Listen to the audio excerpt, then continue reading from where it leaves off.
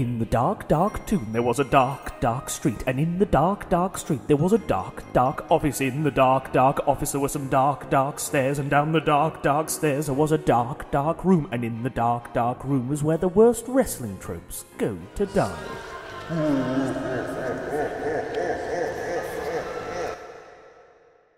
Hello, I'm Ross from Cultaholic.com and welcome to Straight to Hell, the show where my illustrious guest offers up a list of their pet peeves from the world of professional wrestling, and I get to decide which one of those things goes straight to hell to rest for all of eternity in damnation. So far in the illustrious lineage of this show, we've had an internet person in Matthew from Botchamania, we had a professional wrestler in Joe Hendry, and this time we have a boss man, a golf club enthusiast, the owner of ICW, Mark Dallas. How are you doing, Mark? No bad, mate. Thanks for having us on. Not a problem. Thanks for coming on. I suppose the one thing I've got to ask first is what you're doing here. You're not from these parts? No, I'm not. I've been here in a lot of nights out and stuff, so I've had a lot of fun in Newcastle. Nice, isn't it? The big market. For what I can remember, like, I've had a lot of fun in Newcastle. It's a very big party town and stuff like that. So I'm here to promote my show that's coming up on April 15th at the O2 Academy, ICW, Jimmy Neil's Revenge 2, The Revenge of Jimmy Neil. So after I do this... in my boots here and that. After I do this, I'll probably be going to, I'm not going to lie, mate, put up posters, try not to get arrested or stabbed, and you know, hopefully... That should be easy. Newcastle's a nice place, you know, it's not like Glasgow. I know, mate, I know. Glasgow end up running like Del Boy in a back alley sometimes when I'm at posting and stuff like that, so it's quite a... Glasgow's the same as Newcastle. To an outsider it seems very intimidating. Yes. Until you actually go a night out, then you go, that's actually quite a really... all friendly here. A nice place. You're not all friendly, like, don't talk rubbish, mate.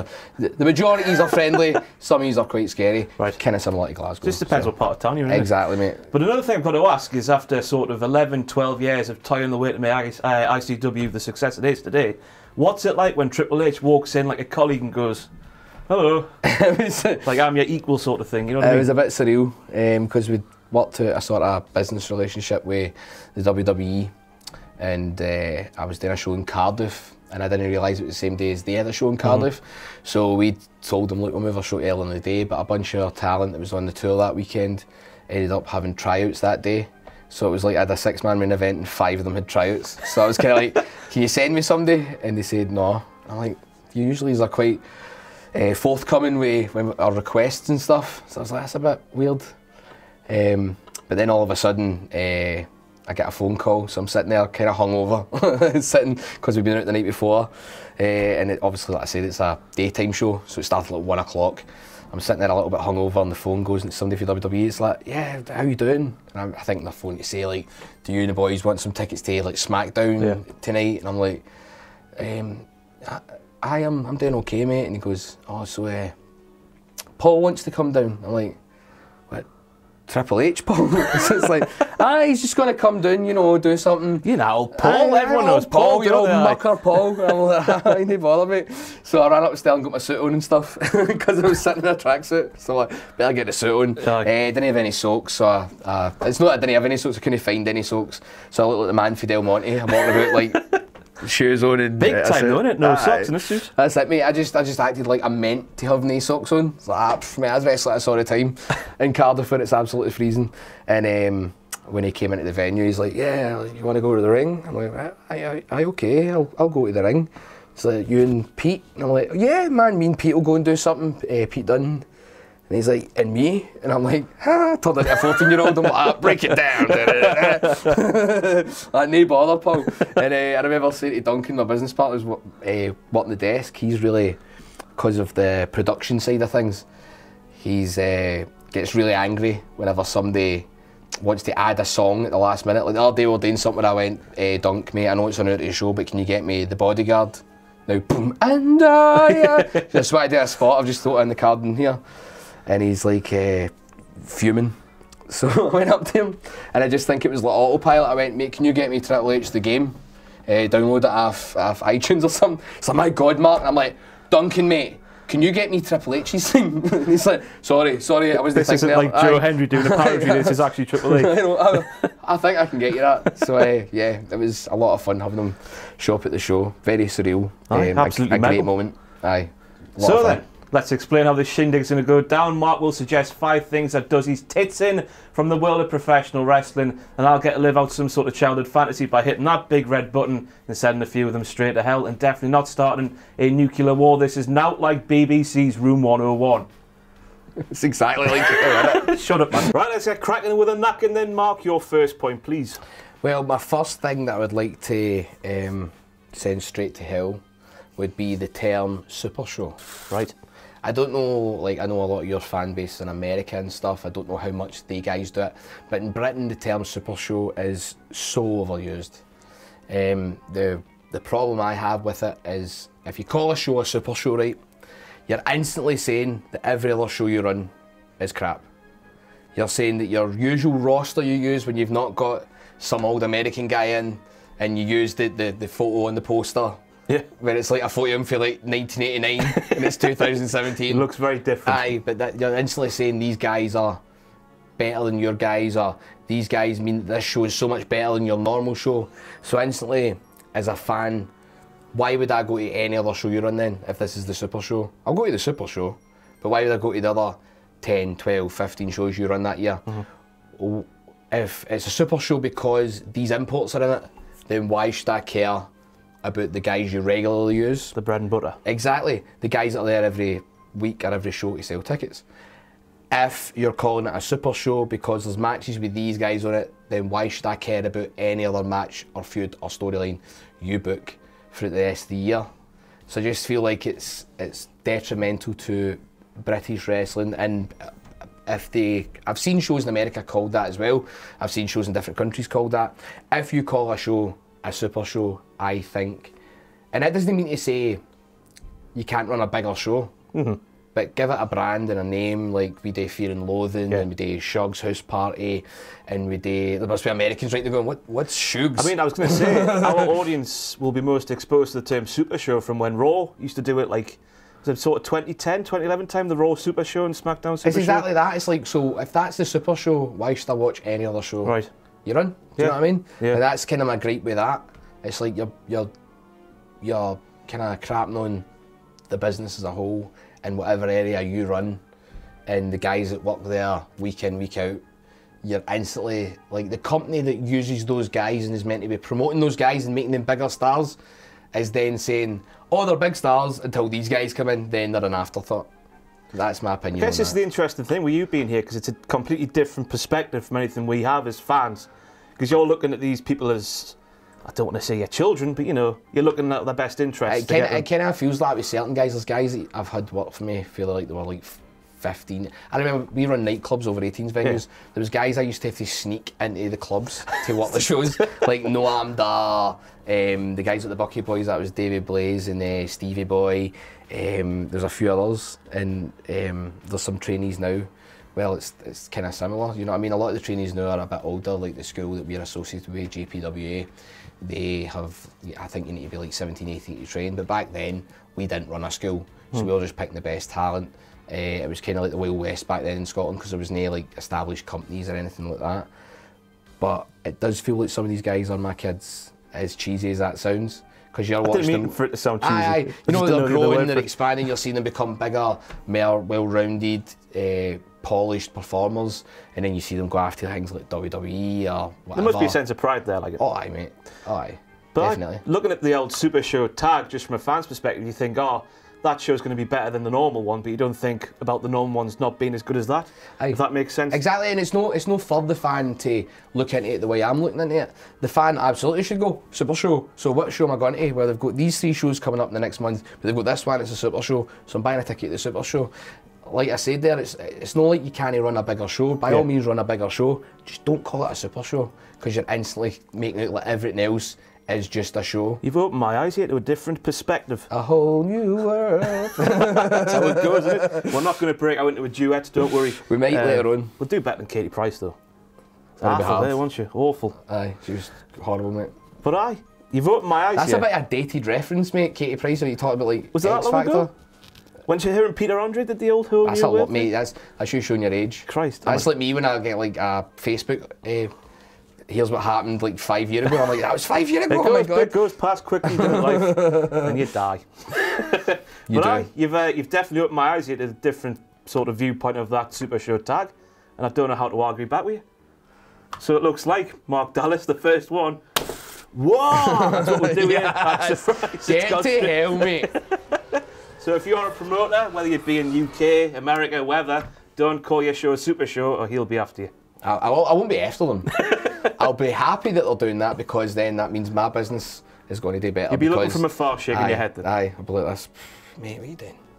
What are you doing? About that, you know what I mean? I'm not going to run up to them and hit them with a golf club or something. It's just a Scottish thing, you know. I know. We're very violent. I'm not going to dispute that. So with the term Super Show resting in hell, Mark, your next pick, please. Well, as I was driving down here today, I was thinking of the different things I could put in, and I contemplated putting Virgil in, but I thought against it. He's had a rough time of late, That's what I'm saying, like... I don't like a lot of his practices and the way he goes about getting money off fans and stuff. I've heard about this, how he tries to put the belt on the person, then charge him for the picture. It's like when you go to Blackpool and the guy puts the snake on you. And then says, you've got to pay for touching that, even though you didn't really want to do it. I didn't want you to put a snake round me. I'm terrified. Here's a tenner. Please take the snake off me. It's kind of similar with the way Virgil acts, but we're not talking about Virgil. I didn't pick It's Virgil. funny how your mind went from Virgil to snake like that. I'm not saying anything here, but you know. So my next one is not that far removed from the Super Show thing, is the term American style wrestling on posters. I hate it. It's like, I mean, if you're in America, you wouldn't put American style wrestling on a poster, would you? Our style wrestling. Aye. Homegrown wrestling. You just put wrestling. Yeah. Or pro wrestling. Now, I get back in the day when British wrestling was kind of, well, let's be honest, crap, which it was, say, 12, 15 years ago. It kind of went into a lull. But now, to use it on a poster, I think is very disrespectful to British wrestling. We have come a very long way in a very short space of time. If you look at like the British guys and the strong style guys, and you look at companies like ICW and Progress and stuff like that, Rev Pro, when you look at like the way Tyler and Pete and people like that, Wolfgang, Trent are doing over in WWE, and how highly, I mean, was the match with Tyler and Pete not Match of the Year? Match of the Year. Yep. So I think we've went beyond a point where you should put on your poster American style wrestling. If you put the word wrestling and there's a guy on it in his pants with big muscles going like this, that should be enough. I don't think any father or mother's going to look at that and go, oh, that's an amateur wrestling show or something else. Like, yeah. I think I'd hope that if they've got kids that they're raising in the world, they would know if the word wrestling's there and there's a wrestler on the poster, they would know it's wrestling. I understand back in the day putting on a poster American style wrestling when it was like tribute shows, when you had the fake Undertaker and the fake Kane. That was my first ever one. Fake Kane was there and he was about 5'6". Same as me, mate. And it was the fake Kane looked like he'd just go to a hospital. So imagine like Kane had an illness and he go out and everybody's like, don't say it to Kane, we're just happy he's here. You're looking great, Kane. Kane's like that, the suit hanging off him and stuff like that. So it's like, I understand when it was a tribute shows because that was all about, this is American style wrestling because they were ripped. I remember there was the Legend of Doom, who was actually an old wrestler, who was actually a very good wrestler, but there was the Legend of Doom instead of Legion of Doom, who's one guy. And there's a casino called the Alea Casino in Glasgow, right? Where there's a guy that works in there called Martin. And he used to be the fake Devon Dudley, and they never had a bubba. Of all the people to pick, why Devon Dudley? Because he kind of half looked like Devon Dudley, mate. But he was heartbroken when Reverend Devon was a thing, like just killed his career.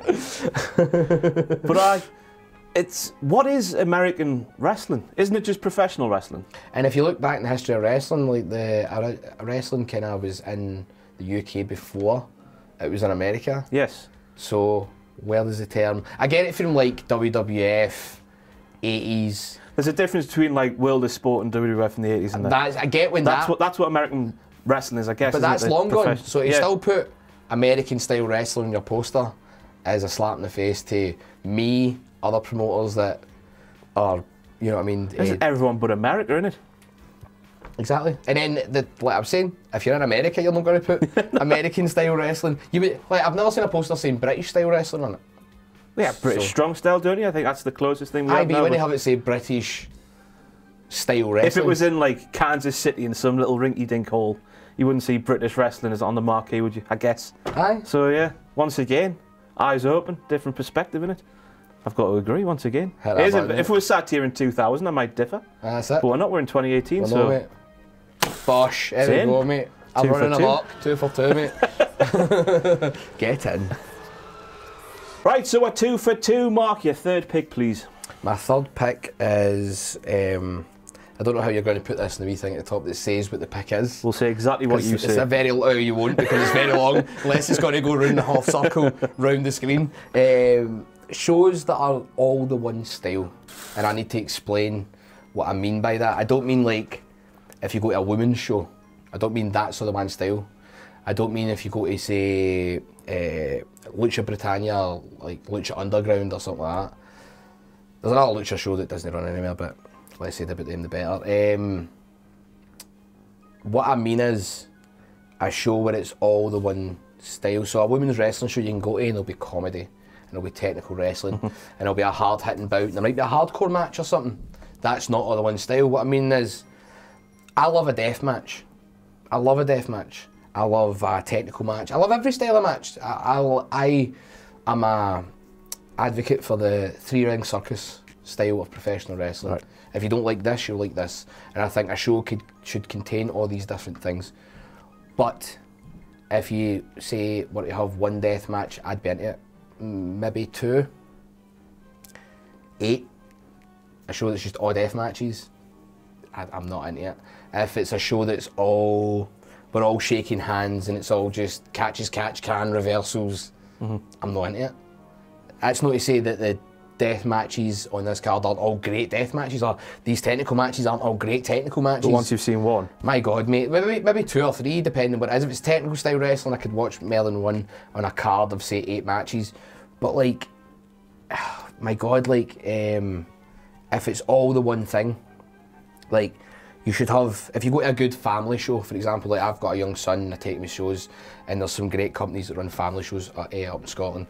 And those shows, you'll get your women's match, and you'll get like your tag team match. Then you'll get your young, fast-paced, high-flying match. Then, or to close the half before you get that, maybe you'll get there's a match with an American versus a British guy, and there's your big international star. Then you come in the next half, and you've got your high-flying match, and then you've got another match, and then you've got your big title match to finish the show. Yep.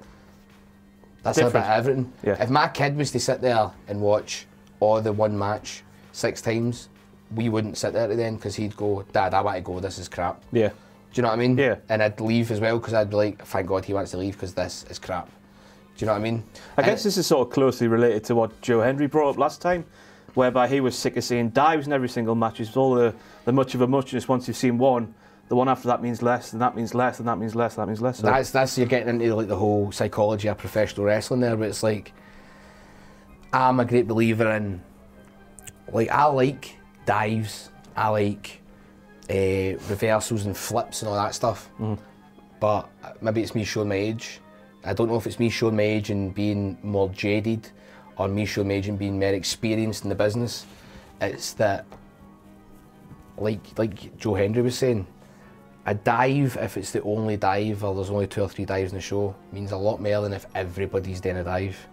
Because then the crowd become conditioned to think a dive isn't a big deal. Yep. Whereas if you had a show where there's one guy done a dive and the match is like right at his death and he needs to do this move to, like the guy's outside and he's in control and he's just go back up and he flies to the outside and throws his own body at this person to stop him from doing what he's doing. People go nuts.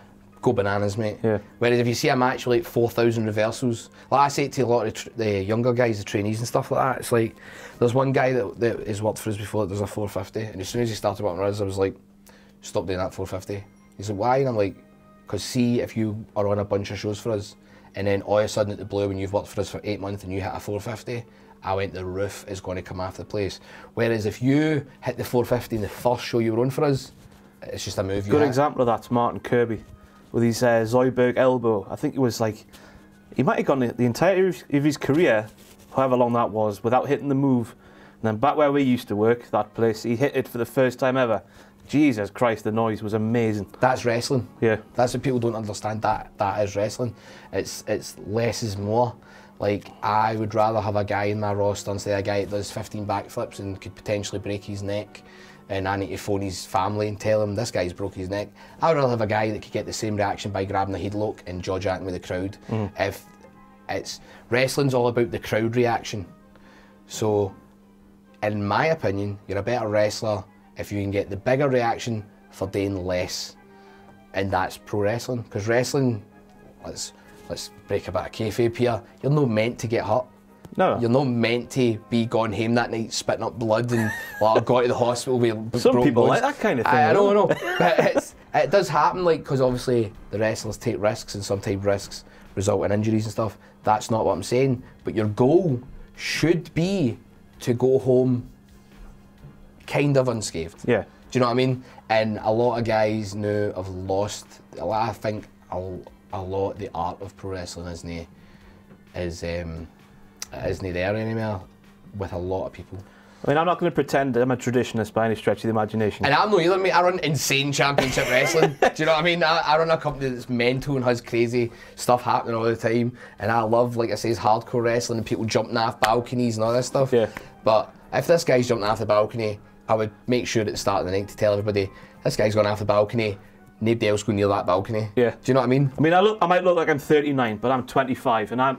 God! You say you're jaded. I'm jaded as well because I watch Raw and SmackDown every single week for videos we do here, and it's that thing I brought up with Hendry. It's like, surely if you're a promoter, and you might want to shut me down here and tell us I'm wrong, you should have a thing on the door just before you go to the entrance ramp saying he's going to do this, he's going to do that, just to make sure that people following him don't do that. Know that in depth, but you should have agents. Yeah. Going about telling people like what you're doing, like, okay, if they're doing this big spot, like maybe you don't do that exact same spot in your match and stuff like that, so everything means more. Yeah. And it actually adds to everybody's match.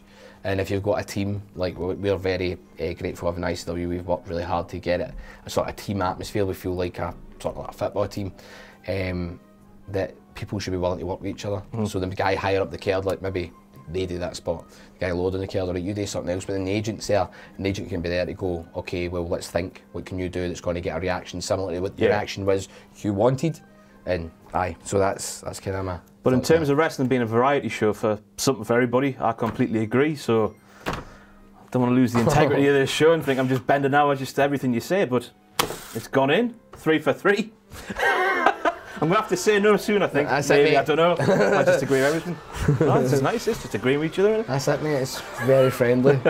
Right, so we are 3 for 3. Let's try and make it 4 for 4. Why not? Oh, why not, mate? Let's have a listen. I like a clean sweep, mate. This next one is something I wanted to... It's a term that is called...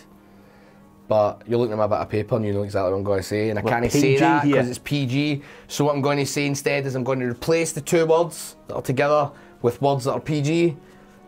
Jobby, bottom, wrestling shows. So to try and translate what he's got written down here, I guess the PG childish term would be poo boom promotions. You can think what that is yourselves, I guess. It's it's wrestling companies that have no business being wrestling companies.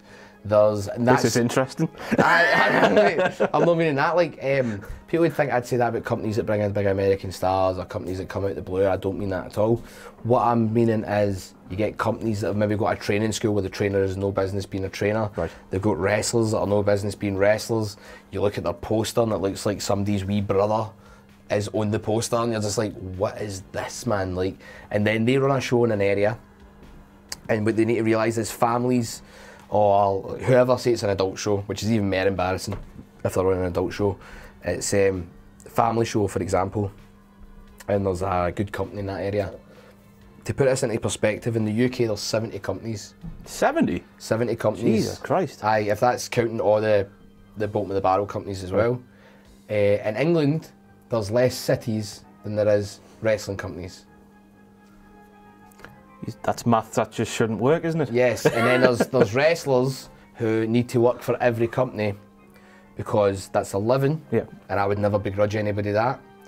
But if there was less companies, then the good companies would make more money and draw bigger crowds, Therefore, the wrestlers could make more money working less.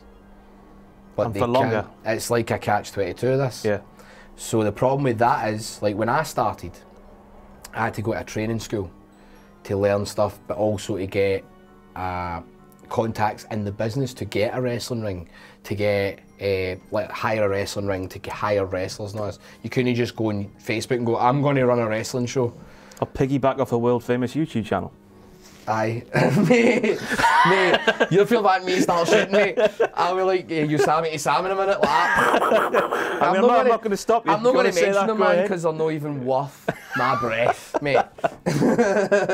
But it's like, the whole thing I'm saying is, these companies, like, so say you've got an area, right? And you've got an area that's building and thriving and stuff like that. All right, well, I will use that company as an analogy here, right? We all know who we're talking about. Newcastle was thriving. Newcastle was getting a lot bigger. Then a company came in, and maybe they had money, but sometimes if you've got money, that's no the thing that makes a good company. So if they'd have ran and maybe used 1 or 2 Americans, that would have been good. But they saturated the area. So it's an old analogy that I got told when I started doing this business. This analogy that somebody that told it to me was told of Max Crabtree, who you might have heard of. It's like Shirley Crabtree, Big Daddy's brother, who was one of the big promoters of all the stuff in World of Sport and that was about. Right. If somebody's starving, right, and you feed them a wee bit, you give them a little bit of steak, right, then they're going to eat that steak. But they want more. Aye, they're hungry, mate. They want more, and Yeah. you can keep doing that forever.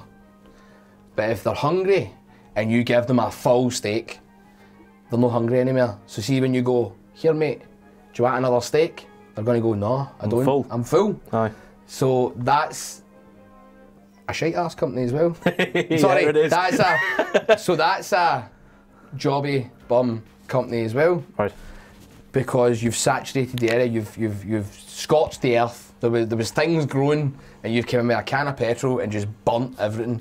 And stuff will eventually grow in that burnt earth again, but it takes a long time. Also, the flip side of the coin is, you've got a company that's got wrestlers that don't look like wrestlers. You've got a company that has got a guy running it who's no like mindset for the business. You've got all these different things, and they'll run a wrestling show. So a family will see a poster that says wrestling, right? I'll take my kids to that, because as a parent myself, I know it's very hard to find things to take your kids to at the weekend when they're off school. So you take them to this show, and this show's garbage, right? Now, normal parents that aren't indie fans or fans of the wrestling business, they don't know about ICW and Progress and all these different names of companies. They just see the word wrestling. So see, when the good company comes to that area and runs a show with a poster saying the word wrestling, they're going to go, I'm not going to that, mate. And they'll tell their pals not to go to it either, because they just see the word wrestling. They don't see that this is a completely different company for that company. They just see wrestling. They've had a bad experience in that area for wrestling. This company's came in and killed that area because their show was subpar.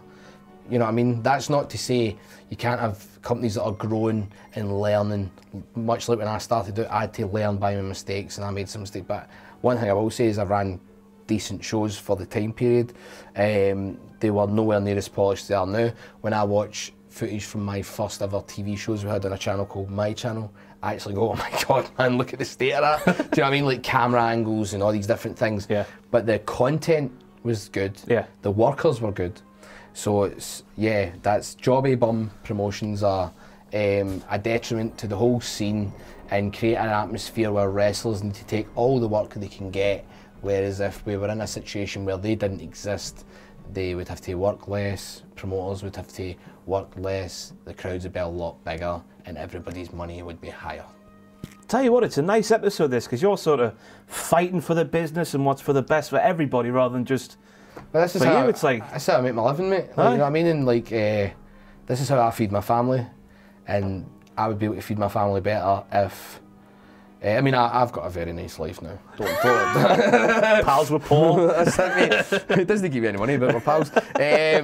But yeah, if this business was in a better position and all the boys were in a better position, then by design, I would also be in a better position. My company would be in a better position. We'd all be making more money.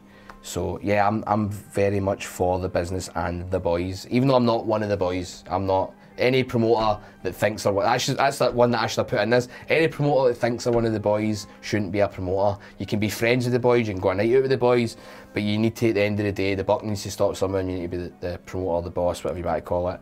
I'm like that, but I do care a lot about the people who go and put their body in the line for me, who fight for me, blood, sweat and tears for ICW. How can you not have a strong emotional bond to people that are willing to Well, I do think that? I'm sat here and you're talking about me. When I was part of that promotion, I felt like I don't belong here. I'm taking away somebody else's spot who deserves it. I hate myself and I feel guilty. And I got out of there as quick as I could.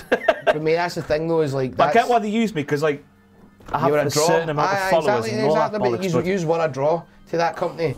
So you're kind of cutting yourself down a bit more than you should, mate. But the fact that you actually thought like that shows that you care about this business. It's just like, if you feel like a fish up a tree, you shouldn't be there. Just, A fish up a tree? aye, that's what I was like on the commentary table. But once again, you've played the family card. I feel guilty if I didn't, so do you want to? Well, I've never let anybody do it before. Go on. Let's make it a full house. Why the hell not? Oh, aye, mate. Number 5, please. Number 5 is really long wrestling shows.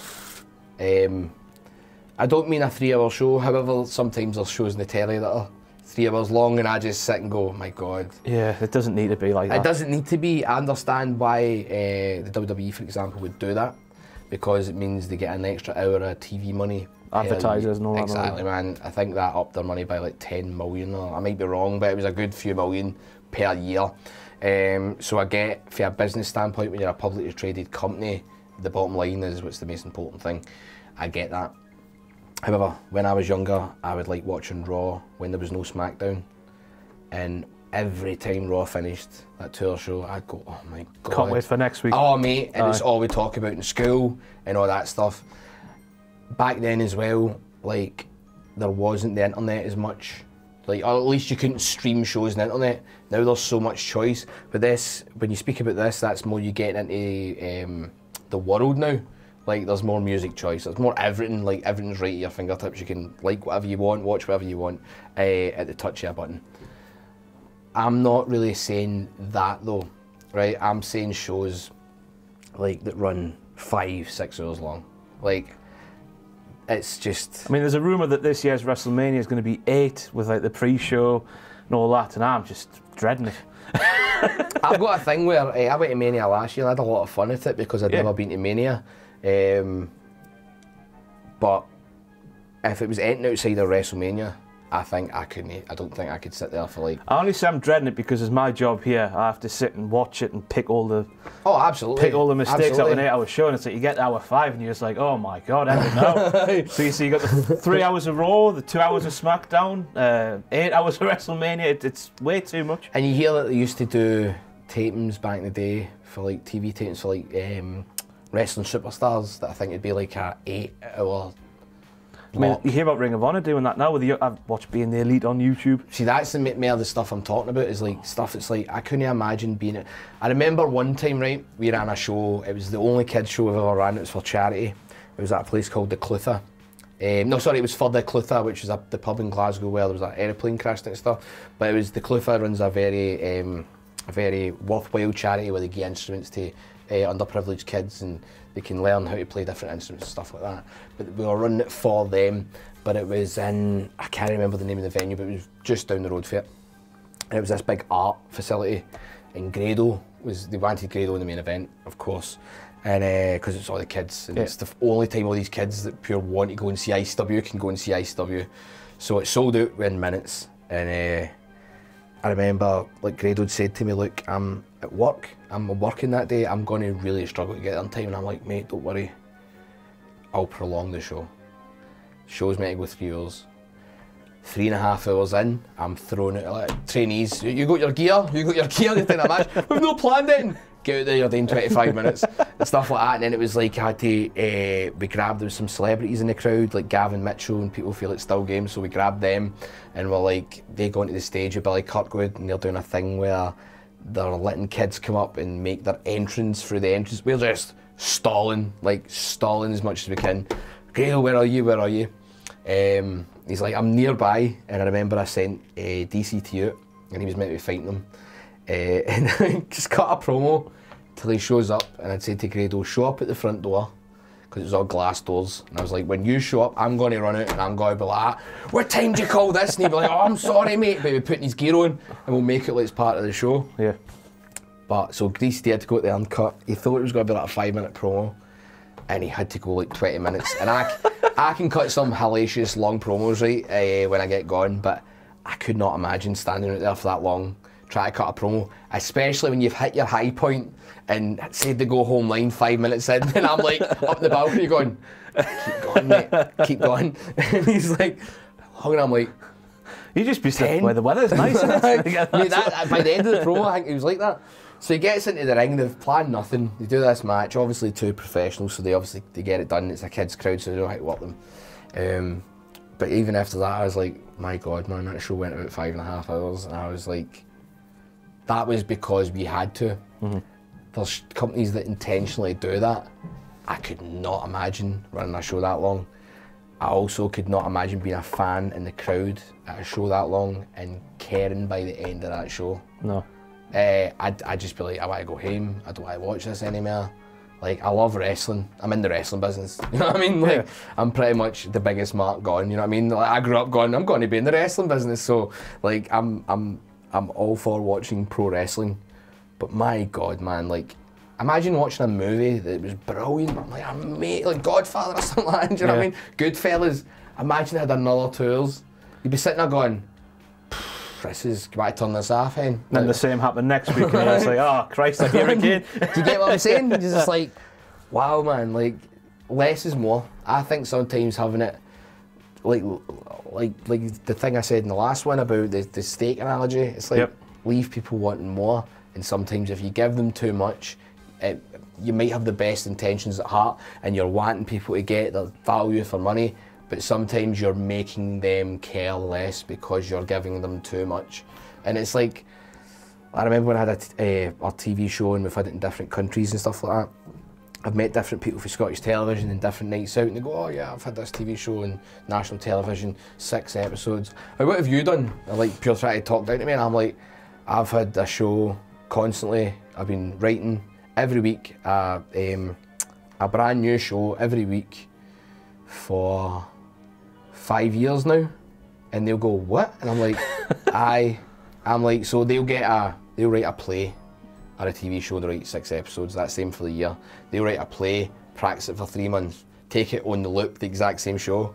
As soon as we dare show it's but done. You're professional wrestling. As soon as that's for people who kind of write their own name out, for Christ's sake. Exactly. So as soon as my show is done, guess what? I wake up the next morning and I write another show and another show, and it needs to be completely different for the last show. So with the experience of doing that, I've realised that sometimes leaving people wanting more is more important than giving them more on that night. If anything, even if the fans don't realise it on that night, in the long run they'll realise that you're giving them a better experience and not making them jaded or like not wanting to watch wrestling anymore. And I feel that shows that are 6-7 hours long are just a joke. Unless it's WrestleMania, Triple H, unless it's WrestleMania, because that's the grandest stage of them all, and it's a spectacle. That's like you're going to like a music festival. That's me being honest. Just want to make that perfectly clear, because he would crush me like a grape. Because Paul, of course, is a big fan of Cultaholic. Hello, Paul. What's happening, Paul, mate? But I think we're coming from two different perspectives, but we're meeting in the middle. There is too much wrestling. Shows are too long. Oh, mate, 5 for 5. Full hoose, I think you'll call it. Full hoose, mate. Full hoose. Right then, Mark. It's been a pleasure. It's been an absolute pleasure. Where can we find you on? Plug all the social stuff. Where do you want? At Real Mark Dallas on Twitter. Just type in Mark Dallas on Facebook and all that sort of stuff. As for ICW, at Insane Champ Rest on Twitter. Just type in Insane Championship Wrestling on Facebook. I've got the show coming up in Newcastle on the 15th of April. Tickets are available on Ticketmaster. In Glasgow we have Barrymania coming up and Shug's House Party in July. Barrymania is at the end of April. Both of them are also on Ticketmaster. And that's about it. I've got an Instagram and all, but I don't really post a lot of stuff. They're just daft stuff. Like I saw a thing in Toys R Us the other day where it was like a monkey, you pull its finger and its bum inflates. and stuff like that. It's a shame that's not going to be around for too much longer, isn't it? Aye. In administration at Toys R Us. Devastating. Not really, we're no kids. I mean, that's... Some people like that sort of I like thing. Nerf guns still, though. Do you know what I mean? I like Nerf guns. Aye. Right close up in the face. Hurts, doesn't it? Yes, it does. Right then. Thank you very much. Thank you. It's been a pleasure. It's been an absolute pleasure, mate. Honestly, that's been good venting. Get some things off my chest. We should have really called this like wrestle therapy or something like that instead of straight to hell, because that's what people do. I'm going to vent about their issues. Run about Newcastle gone mad now. Like, yes! I feel a lot lighter on the shoulders, mate. Thank you.